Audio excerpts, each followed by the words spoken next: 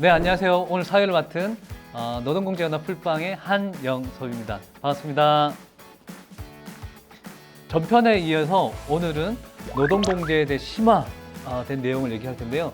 혹시 전편을 못 보신 분들 계신다면 전편을 보고 오시면 좋을 것 같습니다. 전편에서 우리 노동자 현실과 노동공제가 왜 필요한지에 대해서 얘기를 쭉 나눴거든요.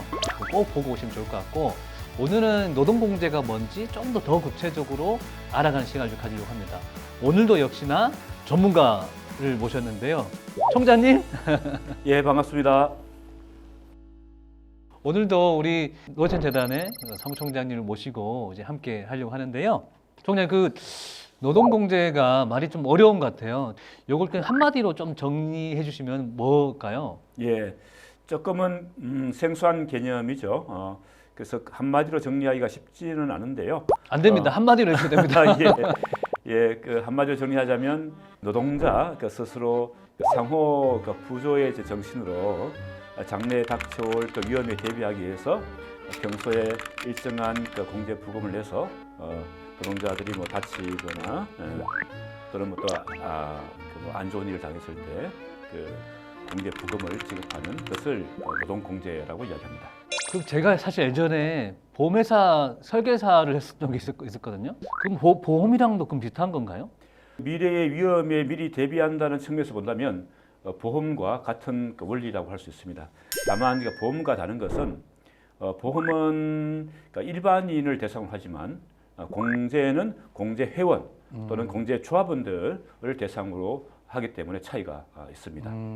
그 공제랑 보험이랑 같으면서도 틀린 것 같은데 예. 가장 결정적으로 틀린 이유가 뭔가요?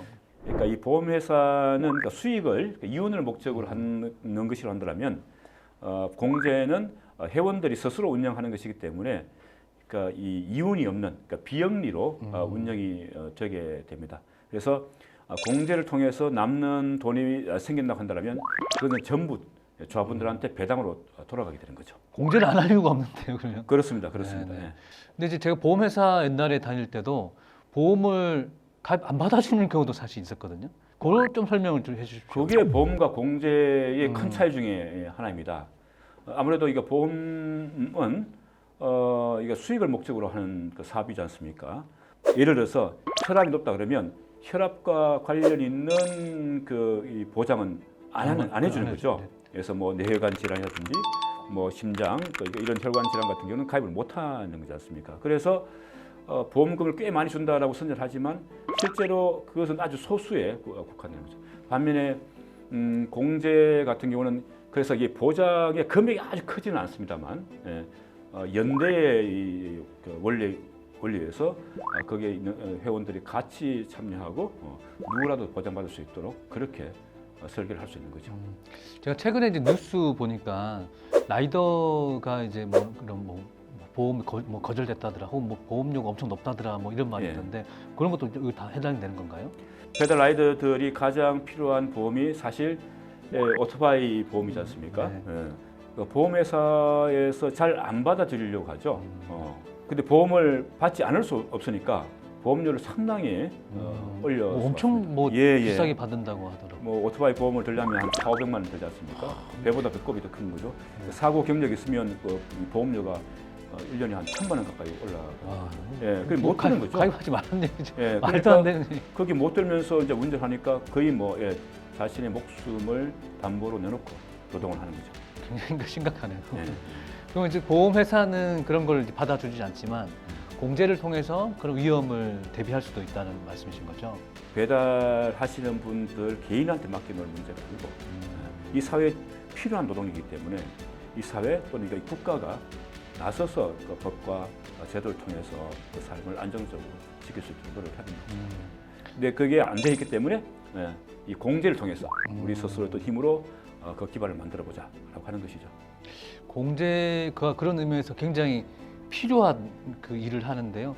공제라는 말의 그 근원이 공주 동제에서 나왔다라고도 해요.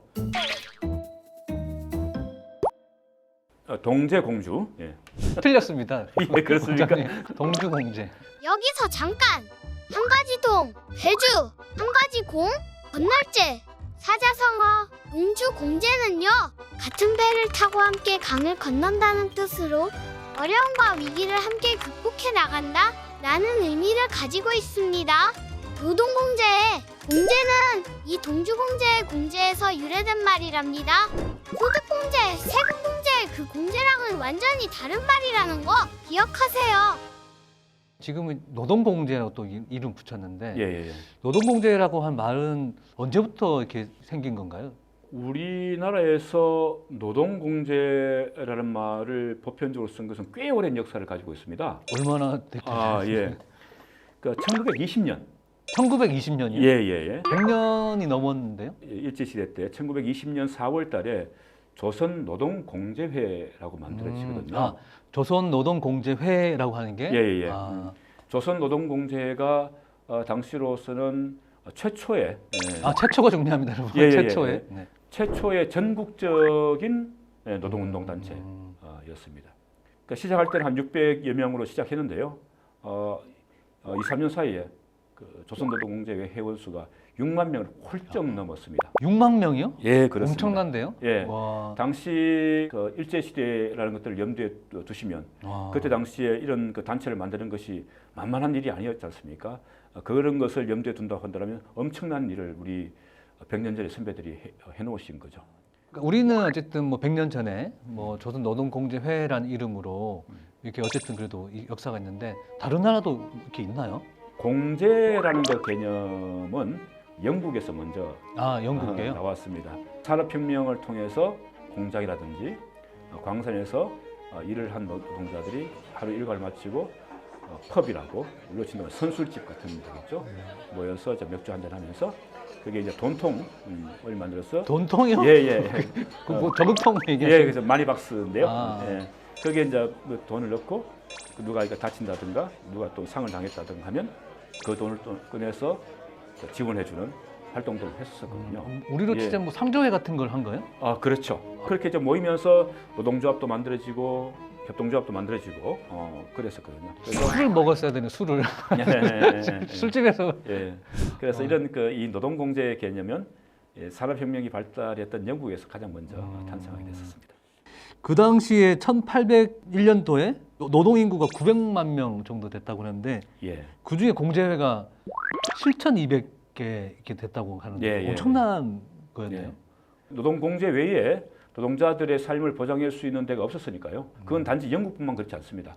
다른 나라도 그런가요? 그럼요. 프랑스도 그렇고 또 영국에서 넘어간 호주 여기에서도 이 노동공제가 상당히 발달했습니다. 예.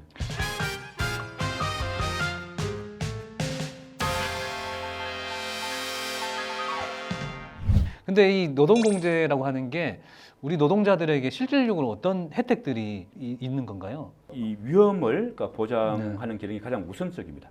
그러니까 사고가 났을 때 미리 대비를 할 수가 없지 않습니까? 근데 다 같이 모여서 단체 집단적으로 그렇게 위험에 대비할 수 있는 것이 이 노동공제의 가장 큰 기능이고요. 그 외에 긴급하게 자금을 대출할 일이 생겼는데 노동자들 같은 경우에 뭐 은행 문턱을 넘기도 힘들고 또 이자도 비싸고 그럴 때 한 200만 원, 300만 원 되게 작은 것처럼 보이지만 정말 필요할 때는 그거 없어서 발을 동동 구르는 경우가 많지 않습니까? 그래서 노동공제를 통해서 그래도 자금을 대출해 준다든지. 뭐 구체적인 사례가 있나요? 봉제인 공제회 같은 경우에 조합원들한테 긴급한 자금 대출도 하거든요. 얼마 정도씩 한? 예. 조합원들은 긴급 자금으로 500만 원까지 대출을 할 수 있고요. 원장님, 근데 돈 빌려주는 거 위험하지 않습니까? 안 갚으면 어떡하나요? 노동공제 할 때 가장 먼저 받는 질문이 그것이었습니다. 돈 빌려가서 안 갚으면 어떡해? 예. 실제로 운영해 보니까 돈 떼먹고 도망가는 사람이 없습니다. 이게 없답니다, 여러분. 믿고 하십시오. 실제로 그렇습니다. 그러니까 은행이나 이 금융기관에서 돈을 빌리려면 신용이 없으면 못 빌리지 않습니까? 신용 뭐 등급 뭐 이런 거 받고. 신용 등급이 다 우리나라 사람들 신용 등급 다 매겨져 있지 않습니까? 저도 있습니다. 예, 모바일로 보면.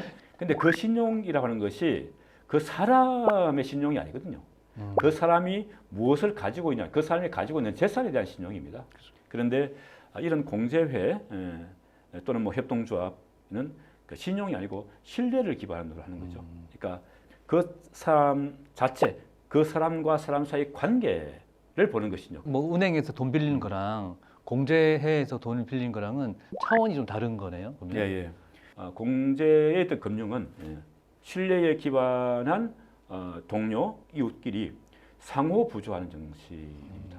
이 상호 부조가 공제를 운영하는 가장 핵심적인 정신이라고 할 수가 있습니다. 이런 그 상호 신뢰는 공동체 속에서만 나타나는 것 같습니까? 공동체가 아닌데 상호 신뢰가 나타날 수가 없죠. 그런 경우는 저는 아직까지 보지 못했습니다만, 그래서 이러한 그 상호 신뢰를 쌓는 그 작업들이 이 공동체 활동 속에서 많이 나타나고 있습니다. 그 봉제인 공제 같은 경우에 한 달에 한 번씩 찬양도 하고요, 템플스테이를 같이 한다든가, 또 여행도 같이 다니는 그런 활동들도 하고 있고요. 그리고 동아리를 만들어서 봉사 활동도 합니다. 예를 들어서 미혼모 아이들의 특바지를 본인들이 직접 제작해서 만들어서 미혼모 자녀들한테 제공하는 그런 활동도 하고 있습니다. 아유, 말씀만 듣고 굉장히 마음이 따뜻해지는데. 예. 그러니까 그 상호 부조의 정신이 또 그러니까 연대의 정신으로까지 이어져서 우리 스스로 뭐 혜택을 받자라는 것에 그치지 않고 이 혜택을 남들과 나누자. 라고 하는 그런 정신으로 이어지게 되는 거죠. 그걸 사회연대라고 볼 수 그렇죠. 있는. 예. 그러니까 이 상호 부조가 사회연대로 이어지게 되는 그런 어떤 사례가 이 봉제인 공제에서 만들어지고 있는 거죠. 뭐 그런 걸 만약 지역으로 한다면은 어떤 걸 좀 해볼 수 있을까요? 노동공제 조직과 사회경제 조직들이 좀 힘을 합하면 지역 자체에서 그 선순환되는 그런 자립경제, 지역 자립경제를 만들 수 있다고 생각되거든요. 노동공제회에서 만들어진 자금이 지역경제단체에 돈이 가게 되고, 지역경제조직들이 그렇게 해서 활성화되면서 또 그것을 노동공제조합원들이 훨씬 더 좋은 조건으로 구매할 수 있고 그런 것들도 가능하고요. 그리고 이 조합원들이 많아지게 되면 다양한 형태의 또 봉사활동들도 가능할 것 같아요. 그게 뭐 문화적인 측면이든 또는 교육적인 측면이든 여러 가지 시도들이 가능할 수 있을 것 같습니다. 전편에 노동공제가 가지고 있는 여러 가지 의미 중에 뭐 사회 변화, 제도를 바꾸거나 이런 것들도 의미가 있다고 하셨는데, 그럼 어쨌든 이 모여있는 이 조직된 힘으로 사회 변화를 촉구할 수 있는 그 힘을 이제 가질 수 있다는 것이죠. 그런 거죠. 그러니까 노동공제회가 만들어서 그 직종의 노동자들이 집단적인 요구가 만들어지고 그 목소리가 커지게 되면 그것을 가지고 정부나 또는 그 지방자치단체 또는 사용자 협회하고 교섭을 할 수 있다고 생각합니다. 예를 들어서 경기 북부 지역에 일을 하고 있는 노동자들한테는 기본적으로 이 정도의 생활임금은 지급해야 된다. 기본적으로 고용계약을 맺을 때는 이런 표준을 지켜야 된다. 이런 표준 고용계약 관계도 만들 수 있는 것이거든요. 그래서 노동공제회가 노동조합은 아니지만 노동조합과 유사한 기능을 할 수도 있는 것들이죠. 그래서 우리나라가 지금 노동조합을 만들기가 너무 어렵지 않습니까? 탄압도 많고. 탄압도 많고 노동조합을 만들어도 별로 실익이 없다 보니까 노동조합을 만들지 않는데, 이런 노동공제를 통해서 노동조합에서 할 수 있는 역할을 한다면 그것을 통해서 참 사회가 한 걸음 또 진전이 되는 거죠. 노동공제가 할 수 있는 일이 굉장히 많네요. 이 노동자를 위한 복지 체계도 만들어내고, 지역 사회를 활성화할 수 있는 이 선순환 경제 구조도 만들어내고, 방금 말씀 주신 것처럼 사회 변화를 구체적으로 할 수 있는 어떤 그 힘도 만들어낼 수 있고. 그래서 지역에서 노동공제는 또 다른 측면에서도 중요한 게 있는데요. 특히 이제 경기 북부 예를 들자면 대개 사업장들이 규모가 작지 않습니까? 그래서 자기 사업장에서 일하고 있는 노동자들한테 뭔가를 해주고 싶어도 여력이 없는 데가 또 많이 있어요. 근데 그 사용자 입장에서도 공동으로 이렇게 공제를 만들면 같이 조금씩 돈을 버틴다 하더라도 큰 그 혜택을 줄 수 있는 것이기 때문에 꼭 노동자들한테만 좋은 것이 아니고 지역에서 작은 규모의 사업장을 운영하고 있는 사용자들한테도 이건 되게 필요한 조직입니다. 그냥 언뜻 그냥 제가 생각했을 때 공동의 복지, 공동의 노동 복지의 틀을 좀 만든다, 이렇게 생각해도 그렇죠. 틀리지 않겠네요. 그러니까 이제 공제회가 만들어지게 되면서 지역 노동 복지라고 하는 개념들이 이제 만들어지고 있는 거거든요. 지금까지는 없었던 그런 개념입니다. 지금까지는 그 사업장별로 그러니까 이 복지를 생각했는데 이 공제회가 만들어지게 되고, 특히 이 공제회가 지역으로 만들어지게 되면서 지역 전체적으로 이 소속되어 있는 노동자들의 복지를 어떻게 할 것인가에 대해서 고민할 수 있는 단초가 이제 생기게 된 거죠. 이 노동공제가 지역으로 혹은 직종으로 여러 가지로 계속 뻗어나갈 수 있는 아주 좋은 뭐 틀이라 볼 수 있겠네요. 네, 그렇습니다. 오늘 그 노동공제에 대해서 오늘 심화학습을 이렇게 했는데요. 오늘 끝나는 건 아니지만 오늘 주제는 여기서 마무리하려고 합니다. 총장님, 그리고 마지막으로 한 말씀 해주시고 예. 오늘 시간 마무리하겠습니다. 네. 예. 노동공제가 꽤 오랜 역사를 가지고 있었지만 그간 잊혀져 있다가 최근에 지금 다시 이제 부활하고 있는데요. 이것을 통해서 많은 노동자들이 자신의 삶을 책임질 수 있는 장치가 되었습니다. 다음 편 또 준비되어 있으니까 그 편으로 또 인사드리겠습니다. 오늘 여기까지 하겠습니다. 네, 감사합니다.